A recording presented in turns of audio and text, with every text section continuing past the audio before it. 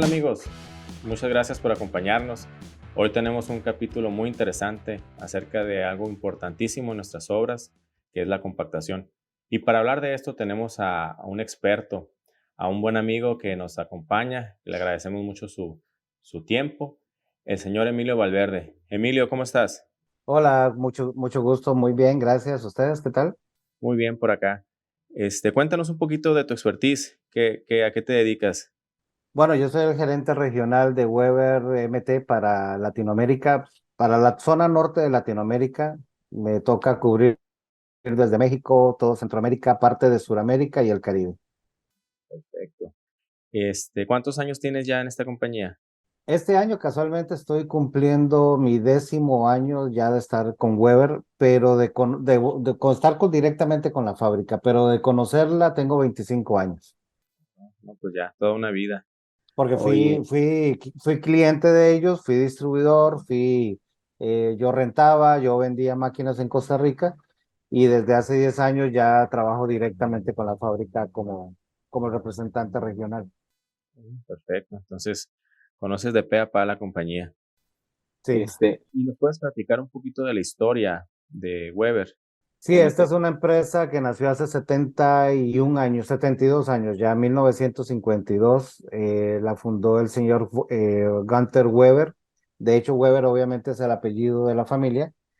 En una época posguerra y rápidamente, como un cuento corto, obviamente en la posguerra de Alemania había mucha falta de materiales. Este señor se dedicaba a distribución de materiales y de ferretería, cosas por el estilo. Pero ante la escasez que había en ese momento, decidió comenzar a armar sus propios equipos. Y ya en poco tiempo se dio cuenta que lo que estaba haciendo era de buena calidad, se asesoró bien y decidió dejar la distribución para dedicarse solamente a la fábrica. Y como les digo, tienen 70 años, tenemos distribuciones y oficinas en varios países del mundo, cubriendo toda Europa, obviamente, y con un buen porcentaje de producción que viene hacia América. Actualmente ya vamos en estos momentos, la tercera generación. Los nietos del señor Gunter, que son Catarina y Matías, son los que están gerenciando la empresa. Catarina Weber es más que todo en la parte comercial e internacional.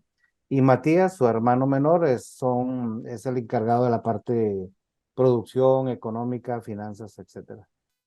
Pues, muy interesante. Y como decía en la introducción, Emilio, la compactación, pues, es básico en las obras. ¿Nos puedes platicar, para ti, por qué es tan importante compactar en las obras? Bueno, obviamente por seguridad, por calidad de construcción, por todas las cosas que necesitamos compactar. A la hora de que compactamos es lógico que vamos a aumentar la resistencia y la capacidad portante de nuestros cielos, de nuestros suelos, dependiendo de qué es lo que vamos a construirle encima. Es lógico que sin una buena compactación, a la hora de comenzar a crear o hacer la edificación, vamos a tener problemas de hundimientos, problemas estructurales, etcétera, y pueden ser riesgosos para para la vida e inclusive demandas para los ingenieros o para el que hizo la obra si no se generó una buena compactación. Para hacer una buena compactación necesitamos equipos de calidad que obviamente manipulen el material de manera de que eliminemos la mayor cantidad de porosidad, aumentando la resistencia, la capacidad portante, haciendo el material más impermeable, inclusive para que no absorba más humedad de la cuenta, etcétera. Y dependiendo de cómo vaya quedando, es como la obra también va creciendo, ¿no? Y muchas veces se subestima la compactación en obras pequeñas, ¿no? Es tan importante hacer una barda en una casa, hacer un piso de la cochera, como hacer un edificio. Y por eso creo yo que resalto la importancia de la compactación. Es obvio que hay obras grandes con laboratorios que miden la compactación, pero inclusive en obras pequeñas, pues le comentamos a las personas que nos ven, que no se dedican meramente a la construcción, que sí es importante que por más pequeña que sea la obra, se aseguren de una buena compactación. Y creo que es muy evidente, ¿no? Si están con un palo o con una piedra pegándole al piso, pues no va a llegar a una compactación adecuada, ¿no? Lógicamente. Y es muy molesto definitivamente hablando del caso más típico, la entrada de una cochera. Al principio llega, simplemente dices, no, eso está bien, y le tiras un poco de concreto o adoquines o algún tipo de acabado cualquiera que sea. Y no pasa apenas unas semanas cuando ya comienzas a notar grietas y hundimientos y demás. Y qué molesto, porque es una inversión perdida. Ahí no, tal vez no vaya a haber un riesgo de una estructura que se vaya a caer, pero sí es una inversión que perdieron por una mala compactación. Algo tan básico como pasar una plaquita pequeña, como pasar un apisonador, como pasar un rodillito X para poder lograr un punto adecuado de densidad, que es lo que necesitamos. Aquí lo más importante, yo siempre le hago la prueba a la gente, busco siempre cuando estamos haciendo alguna demostración, para un trabajo doméstico, una simple varilla de construcción que uno pueda meter antes de compactar y medir hasta dónde se nos hundió la varillita de construcción. Y luego de hacer una buena compactación, si la varilla puede llegar a esa profundidad o si al menos pudiera penetrar milímetros, aunque sea, ya yo creo que ahí hemos logrado por lo menos una buena compactación, aunque sea superficial, Buen tip. dependiendo de la obra, obviamente. Pues, si estamos haciendo las bases de un edificio, por supuesto, necesitamos que esa compactación lleva una profundidad adecuada según el diseño y según el laboratorio que nos pueda dar la recomendación, depende del tipo de suelo, por supuesto. Es muy buena, es un buen tip para una buena herramienta para las personas que vayan a hacer alguna pequeña obra, que con una simple varilla, con eso no ocupa ser experto para tener el sentido común de que entre y después entre menos o de plano no entre.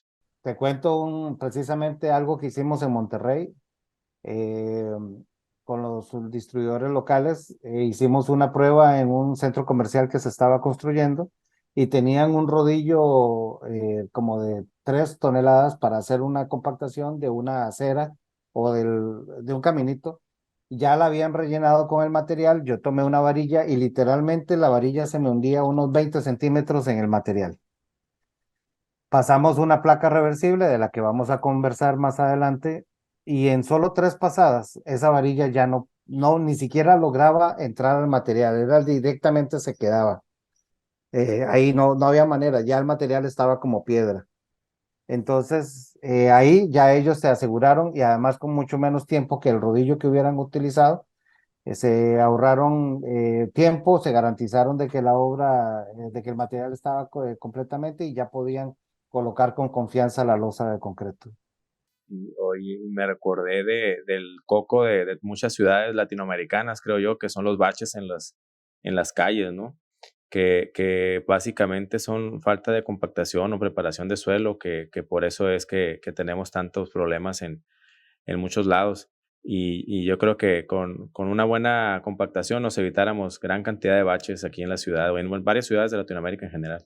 Sí, lo que pasa es que también hay suelos de suelos. Acá en Panamá, donde yo resido, desde donde opero toda la zona, hay muchos suelos pantanosos. Obviamente estamos mucho a nivel del mar, ahí el nivel freático es muy alto, etcétera. Y por ejemplo, hay una autopista que se ha hecho de concreto desde hace unos 30 años que se hizo la primera vez. A esa autopista pasan constantemente reparándola y reparándola porque muy por el subsuelo se siguen habiendo inundaciones. Y ya eso es un tema de que ya para lograr que eso ya nunca pase, habría que ya hacer una sustitución de la subbase y estamos hablando de mucha profundidad de que hay que sustituir, lo cual es bastante caro, etcétera, etcétera. Entonces, ellos simplemente cada cierto tiempo, cada 3, 4 años, literalmente pasan abriendo placas de concreto, las demuelen porque ya las ven que están todas quebradas porque se hundieron y pasan sustituyendo por lo menos la capa superficial de material, la vuelven a compactar. Hemos estado colocando bastantes placas reversibles en esas, porque ese trabajo en una área confinado es perfecto para una placa en lugar de un rodillo y después hablamos de la diferencia y ahí es algo constante, desgraciadamente. Pero sí, hay muchos dolores de cabeza con los baches en las calles de asfalto también, mala compactación, fugas de agua, mal material de la capa superficial del asfalto, etcétera. Dolores de cabeza. Pero sí, se resuelve mucho con una buena compactación. Y ahorita hablando de equipos, podríamos hablar de qué equipos adecuados son para el tipo de suelo, para los metros cuadrados de área? ¿En qué aplicaciones podemos tener esos equipos? Esa es una muy buena pregunta, precisamente porque cada equipo tiene una aplicación diferente. No hay un equipo que haga absolutamente de todo. Obviamente, dependiendo del tamaño de la obra, dependiendo de la profundidad de compactación. Hay en una obra, en una misma obra, por ejemplo, se me ocurre un caso típico que en México se da muchísimo, una industria, una bodega industrial donde tienen que compactar tanto las áreas externas como las áreas internas de la bodega. Se pueden tener hasta 4 tipos de maquinaria diferente de compactación, porque hay diferentes tipos de aplicación. Ahora bien, hay máquinas que son muy puntuales, como la bailarina o el apisonador que le llamamos. Es una máquina muy fuerte para compactar. Por ejemplo, en el caso de las nuestras, cada golpe da un golpe de 2 toneladas de fuerza de compactación. Son 700 golpes por minuto, pero es una máquina que es muy efectiva puntualmente, pero no efectiva para grandes áreas. ¿Por qué? Porque está diseñada para compactar lo que está, o la placa, que es de 28 por 32 centímetros de área, de dimensiones, está compactando ahí puntualmente. Su efecto es en el sitio, no hacia alrededor. Entonces se usa principalmente para compactar zanjas, por ejemplo, para compactar alrededor de la pared o de los cimientos que se están construyendo, o alrededor de una tubería, de un desagüe, cosas que yo subí un tubo y necesito compactar bien alrededor. Esa compactación es perfecta para una apisonador, una bailarina. Pero cuando ya la ponemos a cubrir grandes áreas, se vuelve muy ineficiente porque es muy lento. O tendríamos que estar utilizando 10, 20 máquinas, lo que con otra máquina podríamos hacerlo con una sola. Eh, claro, hay zonas residenciales que una bailarina en una casa podría hacernos casi todo el trabajo de compactación, porque en realidad son áreas pequeñas y no importa si tardo unos minutos más, una media hora más en cubrir cierta área, qué sé yo, el área de una habitación de 4 por 4 metros, por decir algo, se puede cubrir con un apisonador rápidamente. Y es muy poca área como para traer un equipo mucho más grande, que lo va a hacer mucho más rápido, pero es ineficiente porque, porque es mucha máquina para un trabajo pequeño. Eh, Ahora, ¿qué pasaría en el ejemplo de la zona industrial esta donde se están construyendo grandes bodegas? Obviamente hay trabajos externos que se necesitan compactar en grandes volúmenes de material, por ejemplo, toda la parte urbanística de la parte industrial, la parte de las calles y todo eso, para que existan los rodillos grandes, que más que ser eficientes puntualmente, son eficientes en el área, para cubrir bastantes áreas. Y dentro de la zona industrial, dentro de la bodega como tal, dentro de la parte estructural de la obra, además de los apisonadores que van a cubrirnos ya todo el borde de la estructura, la parte donde hayan columnas y demás, para todo el resto del área tenemos unas placas que se llaman reversibles, que con poco tamaño de la máquina hacen el trabajo de grandes rodillos, con la ventaja de que es así, impactan en área y en profundidad mucho mejor que un rodillo, inclusive con mucho menos pasadas. Eh, Ahora, por ejemplo, tradicionalmente en los demás países de América Latina utilizamos los rodillos duplex, que son de rodillitos lisos con el operador caminando o inclusive con el operador montado para casi todo. Y dentro de un proyecto residencial es un rodillo que es muy incómodo porque tienes muy poca área de acción. Inclusive en el proyecto de carretera que yo les comentaba, que ellos cortan losas de 3 metros de ancho por, qué sé yo, 4 o 5 metros de longitud cada losa.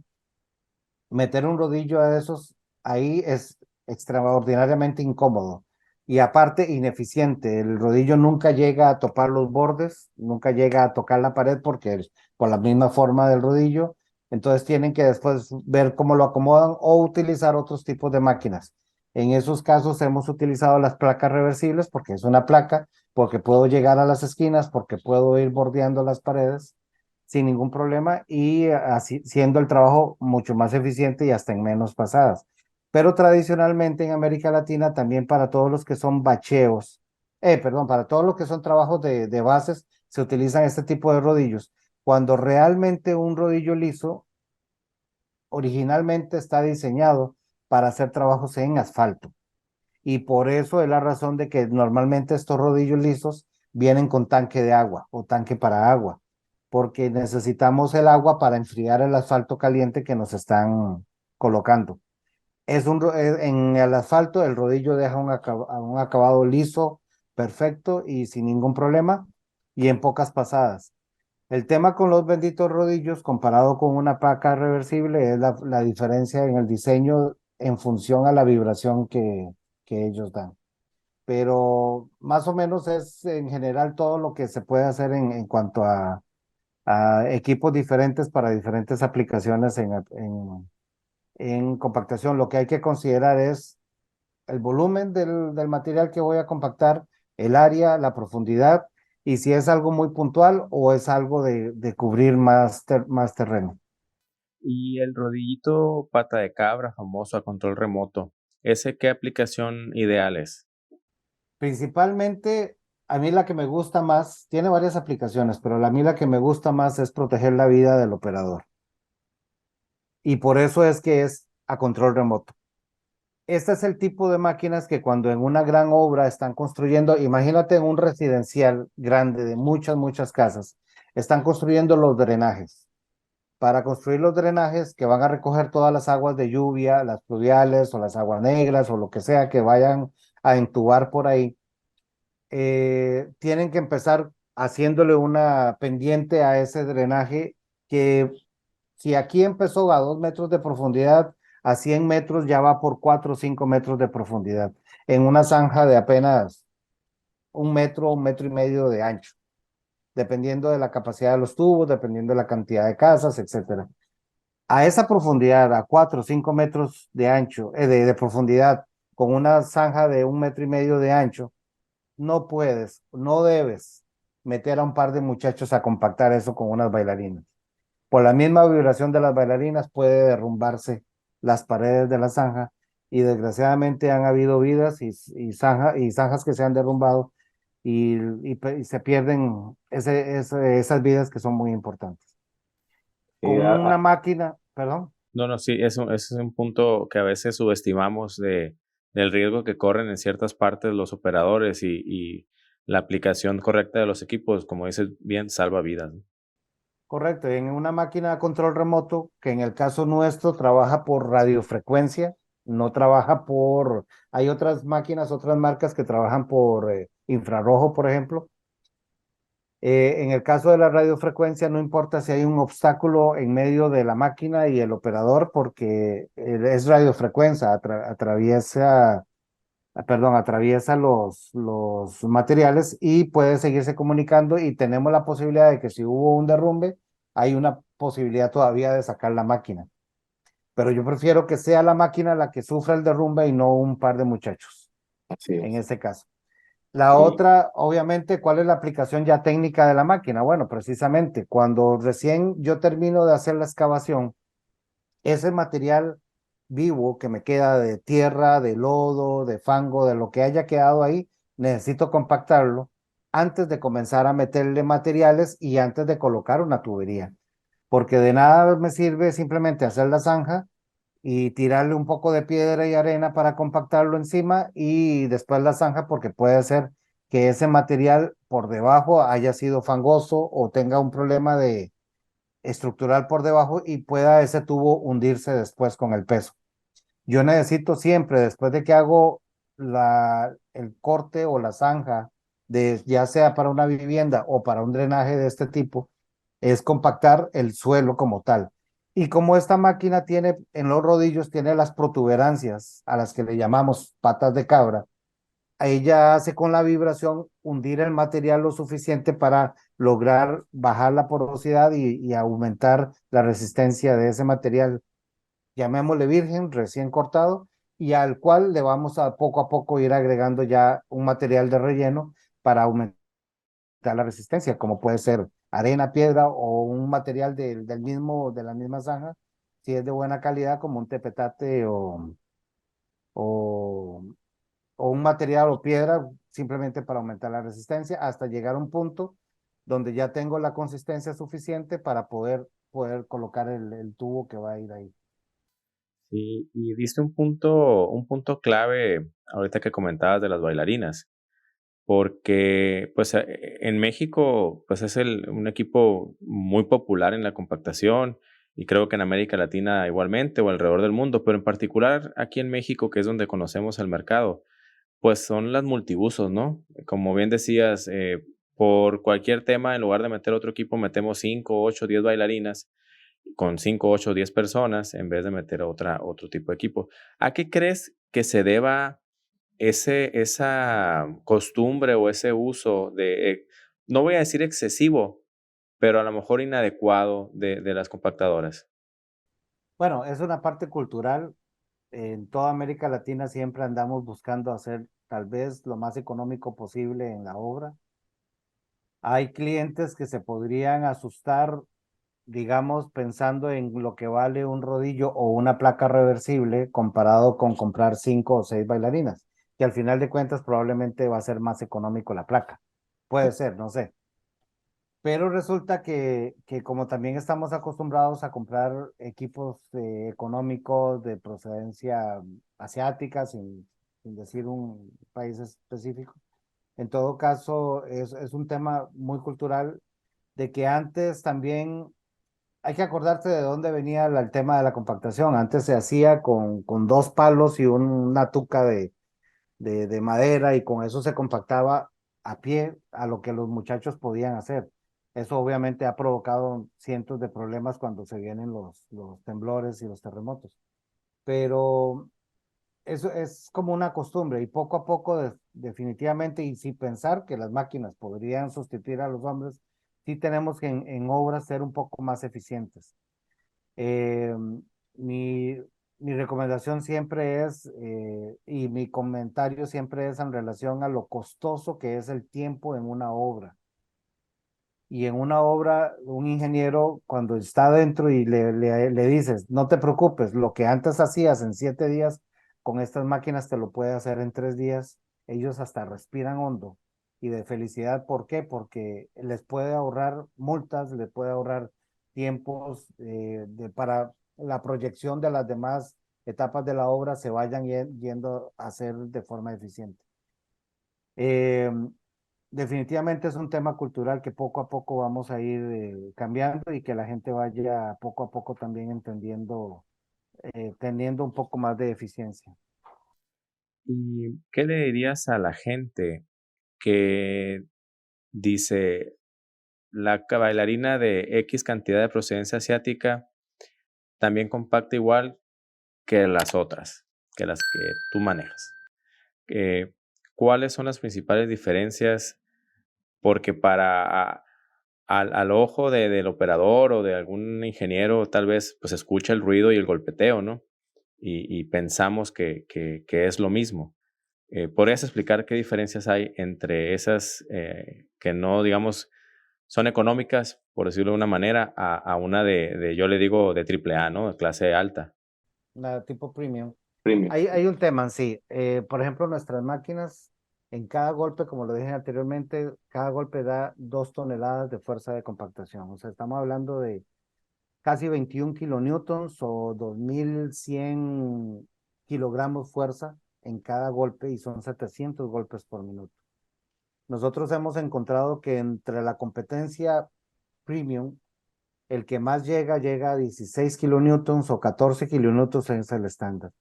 Hemos visto algunas de procedencia asiática que van de 10 a 13. O sea, si dentro de las otras premium hay alguien que está trabajando a 14 kilonewtons y nosotros 21, en cada golpe estamos dando un 50% más de fuerza de compactación. ¿Eso en qué significa en la obra? Va a significar en menos pasadas, menos tiempo de compactación y una productividad aún mayor.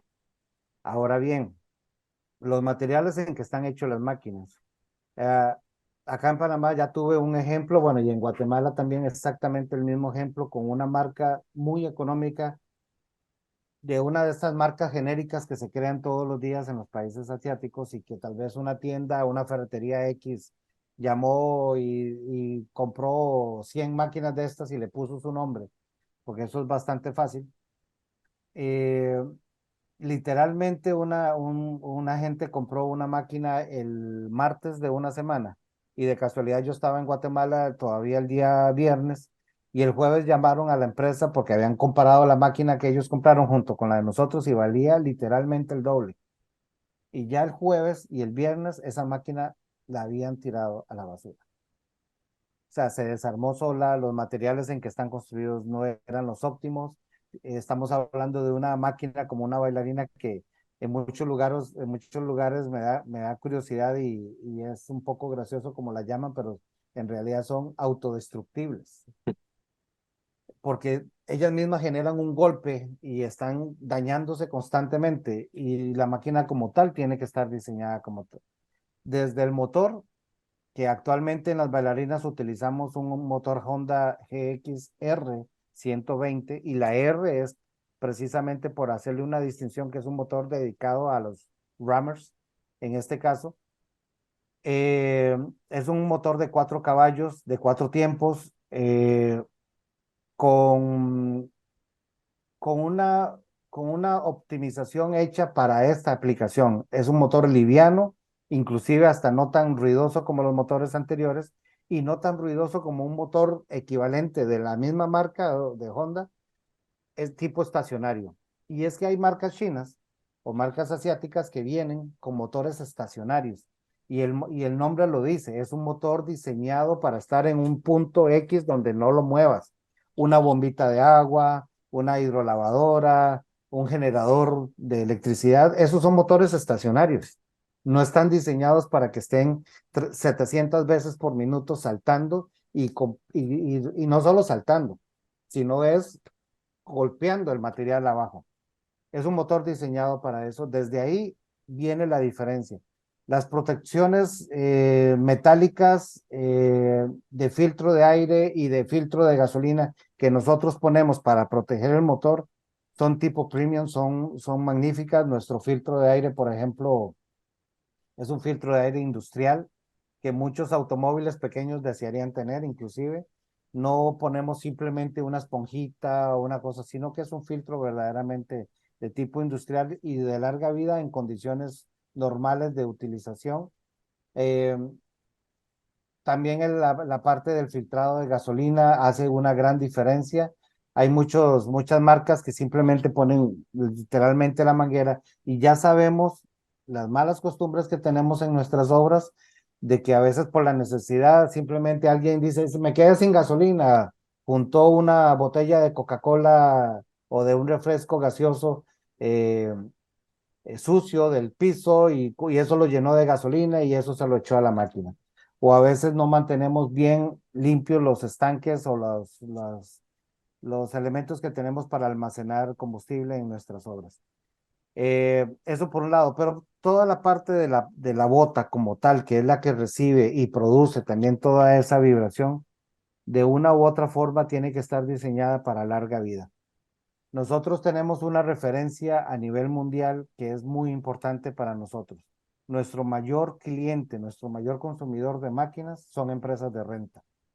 Y ya sabemos que las empresas de renta, yo admiro a todos ustedes que tienen empresas de renta, porque es uno de los trabajos más difíciles que hay, porque a veces le entregas una máquina que tiene un valor X, es una máquina premium, y va a una obra donde a veces no, posiblemente diste una capacitación, enseñaste cómo usarla, la mostraste, etcétera, pero en la obra mañana pusieron a otro muchacho a trabajarla y en la semana siguiente otro y así sucesivamente porque hay mucho movimiento de personal dentro de las obras a veces.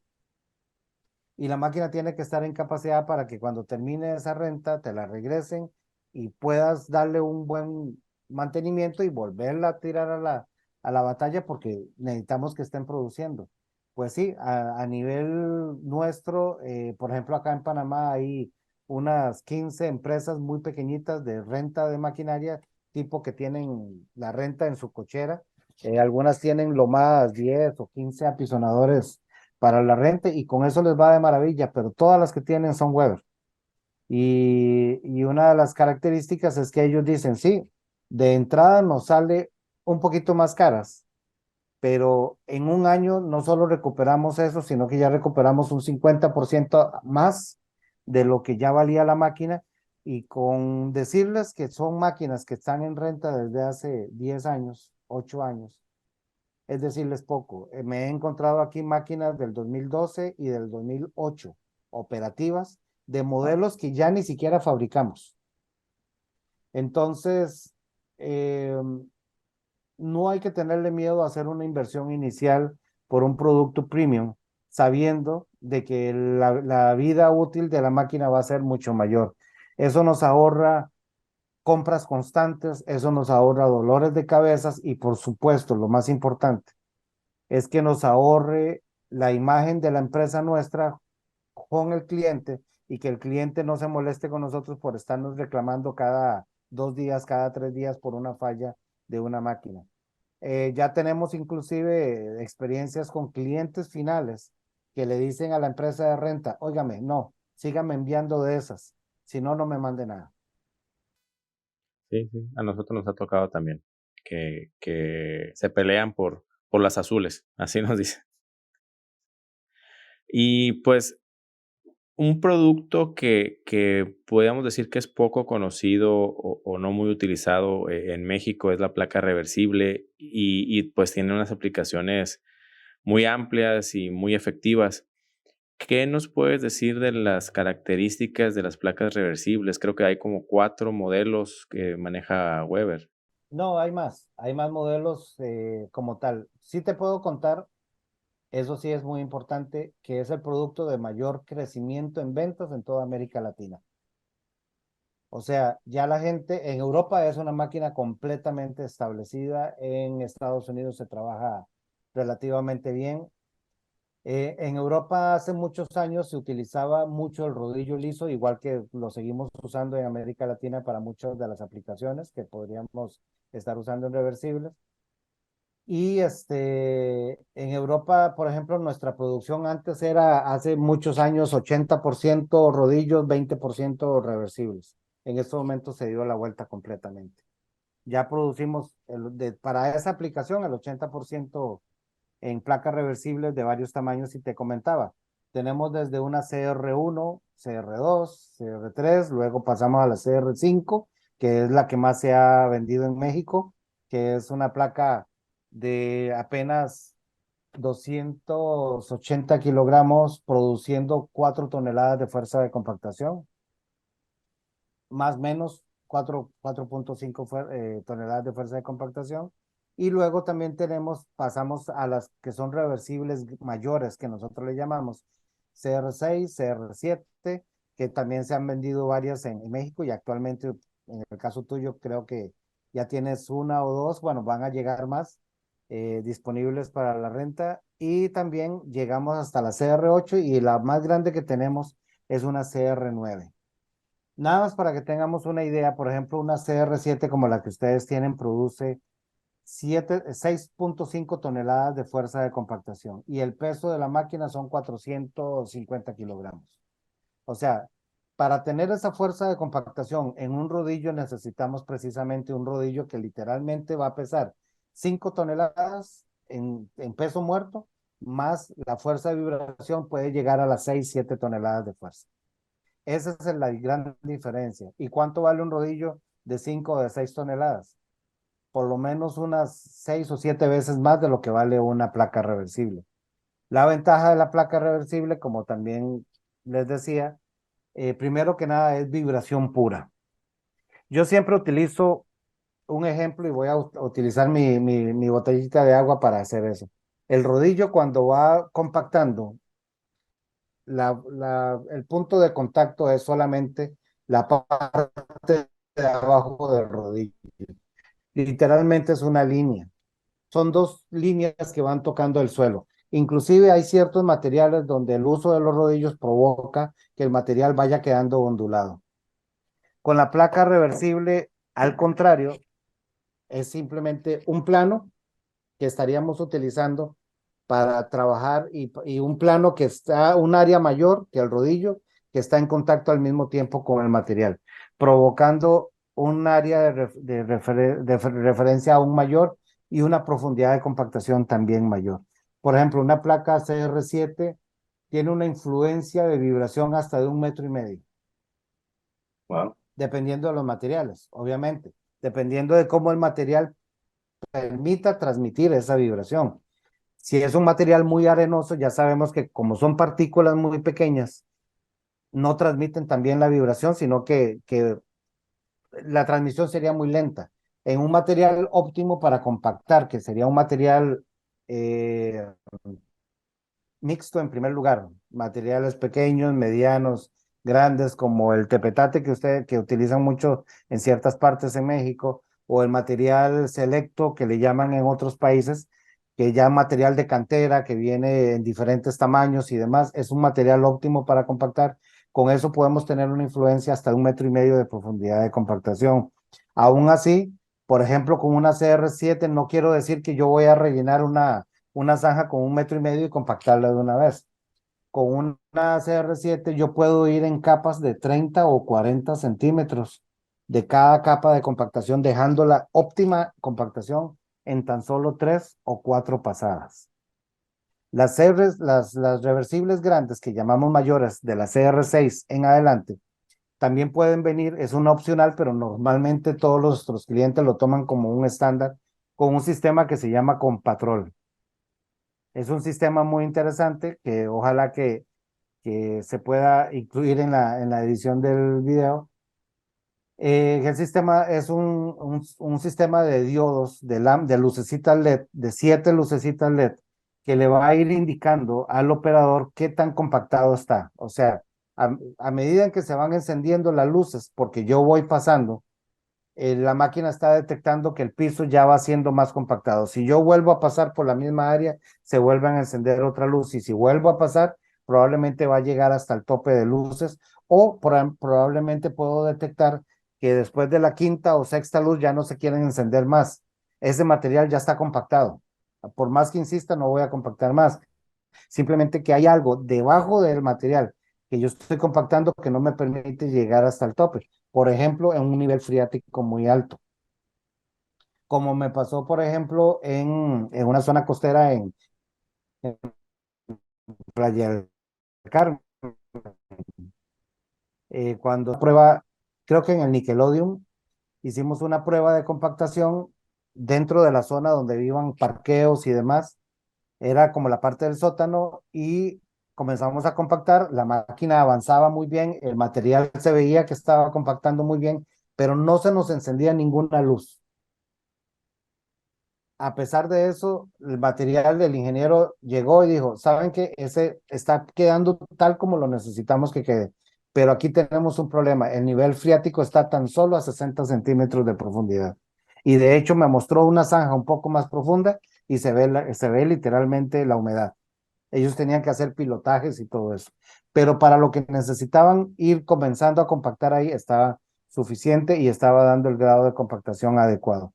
Pero no iba a detectar. En Panamá me pasó también, estábamos construyendo en la ciudad de Colón unas zanjas muy profundas, bueno, de 3 o 4 metros para colocar tubos para el drenaje, tubos de concreto de 1,5 metros de ancho.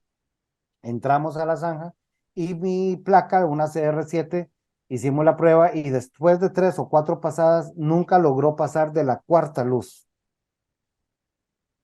Y de igual manera, el material que estábamos compactando ya estaba compactado. Ya logramos compactarlo adecuadamente, tanto es así de que esa constructora en este momento ya tiene unas 12 placas reversibles y solo quieren trabajar. Antes trabajaban solo con rodillos que inclusive salían más caros, ahora solo quieren trabajar con placas reversibles que les hacen 3 o 4 veces mayor fuerza que el rodillo. Pero para terminar el cuento de las luces, nunca llegó a tener una cuarta luz o una quinta luz porque la máquina detectaba el vacío que había por tener un tubo de concreto vacío. Entonces es algo muy interesante porque con el Compatrol podemos detectar zonas donde falta compactación, donde hay áreas vacías como con una tubería o donde hay exceso de compactación también. Lo que hace el Compatrol es organizar y enseñarle al operador a hacer un trabajo más ordenado. En lugar de bailar por todo el área como un salón de baile, como una bailarina, como, como estamos desordenadamente a veces, nos encontramos que muchas veces si hacemos ese proceso, hay zonas donde hemos pasado, hay puntos donde hemos pasado varias veces. Y entonces, aunque no lo notemos, hay picos de compactación muy altos y hay zonas con compactación deficiente. Y al tiempo, si la obra iba a ser algo industrial o algo así, le van a colocar grandes pesos encima, se van a comenzar a notar las diferencias. Eh, y eso también provoca que cuando coloquemos nuestra cerámica o el tipo de acabado que va a quedar, si es un piso brillante, se va a notar en el reflejo de la luz, no luces rectas si tenemos luces largas, sino que en el piso se refleja de forma eh, distorsionada y eso es una mala señal de una compactación no adecuada. Claro, el acabado del concreto es otra cosa, pero bueno, el tema con esto es que con el Compatrol yo puedo irme ordenadamente por una misma línea y devolverme hasta lograr el punto óptimo de compactación. En una zona industrial, lo que yo le recomiendo a la gente es agarrar un área imaginaria de 5 por 5 metros, por ejemplo, hacer esta zona, hacerla pasada por pasada, inclusive pueden hacer algunos pases transversales para hacer un cuadriculado imaginario dentro de la compactación y con solo 3 pasadas, si llegaron a la luz número 7, pueden traer al laboratorista, hacer los exámenes o los laboratorios con el proctor y determinar si ya con eso están bien. Me pasó en un área de 2000 metros cuadrados, hicimos esa prueba y el ingeniero simplemente le dijo al operador, ok, ahora repítame ese mismo ejercicio en todas las áreas, pero no se vaya 100 metros para allá y se devuelve, no, quiero que se vaya compactando cuadrícula por cuadrícula y el trabajo quedó de maravilla. Y la ventaja, en esa misma obra de 2000 metros cuadrados hubo algo muy interesante. El presupuesto estaba para comprar un solo rodillo tándem de 10 toneladas de fuerza. Con ese presupuesto se compraron 4 máquinas CR7, no, perdón, CR8 en ese momento. Compraron 4 máquinas CR8 y les sobró dinero. Y tenían 4 frentes de trabajo diferentes en un área bastante grande de construcción y estaban súper satisfechos con la inversión y este es el tipo de producto que también genera eh, una fidelidad con los clientes, en especial en renta o inclusive terminan comprando también porque les ahorra tiempo, les ahorra dinero y les hace más eficiente y mejor acabado el trabajo. Yo tuve una experiencia hace poco con la CR7 en renta. Lo llevamos a una bodega pequeña, como de unos 300, 400 metros cuadrados. Y empezó a trabajar el equipo y bajó más de lo que esperaban las personas, porque habían rellenado ahí con poquito escombro, etcétera, y bajó de más. Pero, pues, en más que molestarse, el ingeniero estaba, contento porque dice: "Ah, qué bien, eso es seña de que amarró bien el material, le hicieron otra capita por arriba y ya llegaron al nivel deseado", pero, tal vez con algún otro equipo no hubiera tenido ese nivel de compactación y no se hubiera dado cuenta y ahorró en un futuro problemas de algún hundimiento, alguna grieta o algo. Entonces, sí, una de las razones por las que nosotros, decidimos meter estos equipos aquí en la zona es tratar de ayudar o enseñar al sector de la construcción que hay otros equipos, además de la bailarina o del rodillo, que son mucho más eficientes y a lo mejor no se animan como dices, a comprarlo de una, pero si lo rentan y lo van probando y ya ven que realmente es eficiente y les ahorra en sus procesos constructivos, pues qué más que tener una de planta y vamos a decir que equivalen a 5 o 6 bailarinas en proporción precio-fuerza, más o menos, ¿no? Entonces, es algo que sí queremos, ayudar y poner nuestro granito de arena en hacer más eficientes por acá las obras. Oye, Emilio, pues, has dicho muchas cosas muy interesantes y ya nos has dado unos puntos de cómo hacer que los clientes piensen un poquito cómo hacer su inversión. ¿Crees que tengas otra pepita de oro ahí para ver qué necesita el usuario final pensar o en qué se tiene que fijar? antes de invertir en un equipo de compactación. Sí, lo que pasa, va a ver, si me pones a hablar de todo este tipo de cosas, igual puedo pasar un día hablando de eso porque también en 25 años que tengo de trabajar con equipos livianos de construcción y de compactación como tal, eh, tengo montones de ejemplos y de montones de experiencias que me confirman que por lo menos estoy ahora y eso me siento muy orgulloso con la máquina, con la marca que mayor calidad y mayor productividad produce en el nivel. Ahora, si yo quiero definitivamente pensar en hacer una inversión en un producto premium, definitivamente necesito tener certeza del tipo de trabajo que quiero hacer y el tipo de referencia que yo quiero tener en base a un trabajo que estoy haciendo. Todo lo que hacemos en construcción muchas veces es de boca en boca y muchas veces las referencias se dan por la calidad en que yo voy dejando el material. Ténganlo por seguro que si yo contrato un par de muchachos que me pinten la casa y dejaron manchas, dejaron topes, dejaron partes sin pintar, nunca los voy a volver a llamar y si un vecino me pregunta, no se los voy a recomendar. Eh, Definitivamente un trabajo bien hecho y bien calificado y bien especificado da una muy buena referencia. Ahora bien, si tienen las máquinas, como por ejemplo en el caso nuestro con las Weber, por ejemplo con una reversible, como les decía antes, no solo va a ser el trabajo más rápido, más eficiente, con menos pasadas, sino también con hasta un mejor acabado, como en el caso que comentabas. ¿Qué pasa si el ingeniero se está dando cuenta que lo que hacía antes estaba dejando el trabajo satisfecho, pero no se estaba dando cuenta que debió haber compactado más? Porque si ellos estaban satisfechos con lo que hacían con un rodillo y decían, sí, ya quedó compactado, pero cuando llegamos con una placa, se dieron cuenta que bajó el material aún más, lo cual, como bien lo dices, amarró mejor, eso le garantiza un mejor desempeño, una mejor estructura para un futuro. Aquí hay un tema, es seguridad, es confianza en tener, en saber de que lo que yo estoy dejando, que los cimientos que estoy dejando son buenos. Eh, una máquina premium como tal, lo importante es que tenga una vida útil amplia, como las que tiene Weber, como las referencias que tenemos de empresas de renta, que haga el trabajo rápido para los clientes, porque esa es una de las prioridades, y no solo rápido, sino bien hecho.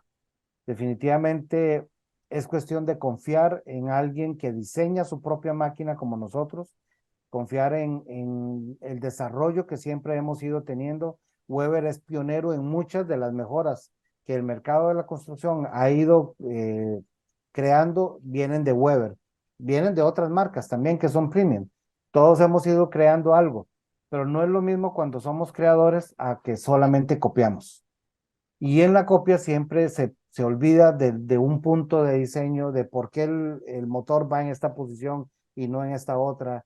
Cosas de ese tipo que a veces alguien que simplemente está copiando la máquina está obviando y se les va. Entonces, hay que pensar en que la inversión que una persona vaya a hacer puede ser su patrimonio y lo ideal es que lo pueda recuperar y no solo una vez, porque hay gente que me dice, en países como Colombia, donde por el tipo de cambio que ellos están sufriendo, las importaciones son muy costosas. Entonces ellos prefieren comprar lo más barato posible. Y dice, ¿sabes qué? Si me dura 6 meses, estoy satisfecho. Y a veces en esos 6 meses, digamos que les fue bien y recuperaron su inversión una vez. Pero si yo te digo que en 5 años, como tengo la experiencia en Costa Rica, de tener un expediente con todos los costos de la máquina contra todas las rentas que tuvieron, y una máquina en 6 años se recuperó entre 4 y 5 veces su valor original y sigue produciendo todavía. Y si alguien llega y te la compra, se la vendes al costo, otra vez lo volviste a recuperar.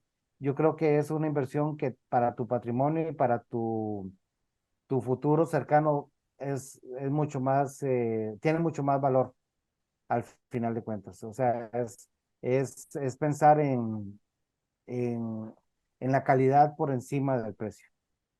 O dejar de pensar en fierros y pensar en como inversionista financiero, ¿no? Los retornos de inversión más que lo que me cuesta en este momento el equipo.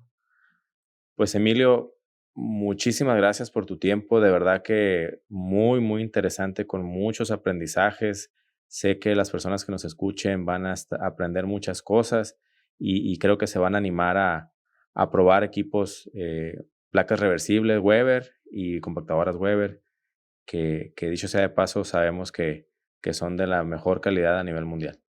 Entonces, Emilio, mande. Te quería hacer una invitación particularmente para tus clientes, para tus oyentes y para la gente que te sigue en las redes, especialmente si son empresas de renta de maquinaria.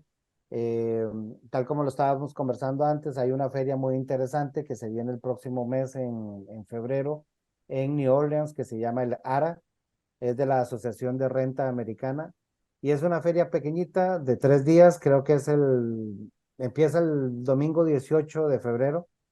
Yo voy a estar ahí el 19, el 20 y el 21 de 3 días. Es una feria pequeña que se recorre perfectamente en un día, día y medio, y es totalmente especializada en el mercado de la renta. No solo con máquinas, equipo liviano y mediano, sino también con software, con aditivos, con equipos de limpieza, máquinas de elevación de máquinas, sí, equipos para elevar máquinas, accesorios, cosas de ese tipo muy interesante para la gente de renta y ahí vamos a estar. Weber MT va a tener un stand en la feria donde tenemos todos nuestros equipos en exhibición. Podemos conversar de ellos y por supuesto bienvenidos. Muchas gracias por la invitación para programarnos para ir a visitarlos allá en Nueva Orleans. Pues Emilio, no queda más que agradecerte tu tiempo. Creo que más adelante tendremos el honor de tu visita por acá y haremos más contenido para seguir aportando nuestro granito de arena aquí en la construcción. Con mucho gusto. Yo espero poderles visitar, espero ahora mismo en febrero o a más tardar en marzo. Perfecto. Pues amigos, muchísimas gracias por acompañarnos. Coméntenos qué es lo que le llamó la atención, qué cosas aprendieron, qué les gustaría probar. Y pues estamos aquí para aportar un poquito en este difícil, pero muy, muy satisfactorio trabajo de la construcción. Muchas gracias.